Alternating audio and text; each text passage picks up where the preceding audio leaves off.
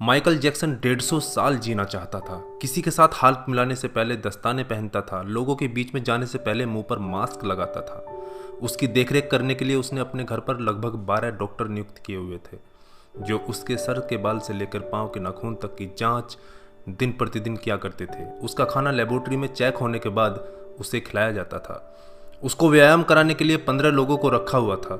Michael Jackson अश्वेत था। उसने 1987 में प्लास्टिक सर्जरी करवाकर अपनी त्वचा को गोरा बनवा लिया था।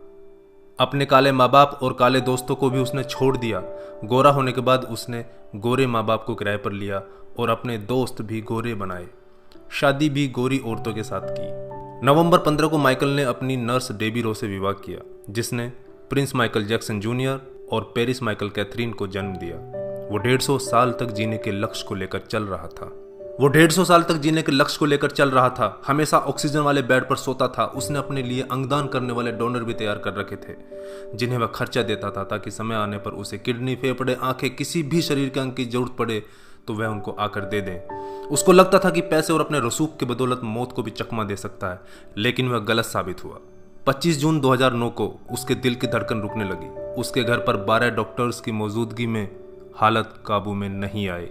सारे शहर के डॉक्टर उसके घर पर जमा हो गए, वह भी उसे नहीं बचा पाए। उसने 25 साल तक बिना डॉक्टर से पूछे कुछ नहीं खाया था। अंत समय में उसकी हालत बहुत खराब हो गई थी। 50 साल तक आते आते वह पतन के करीब पहुंच गया था और जून 25, 2009 को वह इस दुनिया से चला गया। जिसने अपने लिए 150 साल जीने के इंतजाम कर रखे थे, उसका इंतजाम धरा का धरा रह गया दोस्तों। जब उसकी बॉडी को पोस्टमार्टम हुआ तो डॉक्टर ने बताया कि उसका शरीर हड्डियों का ढांचा बन चुका था। उसका सिर गंजा था, उसकी पसलियां, कंधे, हड्डियां टूट चुके थे। उसके शरीर पर अनगिनत सुई के निशान थे। प्लास्टिक सर्जरी के कारण होने वाले दर्द से छुटकारा पाने के लिए एंटीबायोटिक वाले दर्जनों इंजेक्शन उसे दिन में लेने पड़ते थे। माइकल जैक्सन की अंतिम यात्रा को लगभग 2.5 अरब लोगों ने लाइव देखा था। यह अब तक की सबसे ज्यादा देखी जाने वाली लाइव ब्रॉडकास्ट है। माइकल जैक्सन की मृत्यु के दिन यानी 25 जून 2009 को 3:15 पर विकिपीडिया, ट्विटर और इंस्टा मैसेंजर सभी क्रैश हो गए थे। उसकी मौत की खबर का पता चलते ही गूगल पर 8 लाख लोगों ने माइकल जैक्सन को सर्च किया। ज़्यादा सर्च होने के कारण गूगल पर सबसे बड़ा ट्रैफिक जाम हुआ था और गूगल क्रैश हो गया था। 2.5 घंटे तक गूगल काम नहीं कर पाया था। मौत को चकमा देने की सोच रखने वाले हमेशा मौत से चकमा खा जाते हैं दोस्तों। कुल मिलाकर सार यही है कि बनावटी दुनिया के बनावटी लोग कुदरती मौत की बजाय बनावटी मौत ही मरते हैं। क्यों करते हो गुरूर अपने 4 दिन के ठाठ पर? मुट्ठी भी खाली रहेगी जब पहुंचोगे घाट पर। क्या हम builders, interior designers, caterers, decorators के लिए कमा रहे हैं दोस्तों? हम बड़े बड़े कीमती मकानों और बेहद खर्चीली शादियों से किसे इंप्रेस करना चाहते हैं?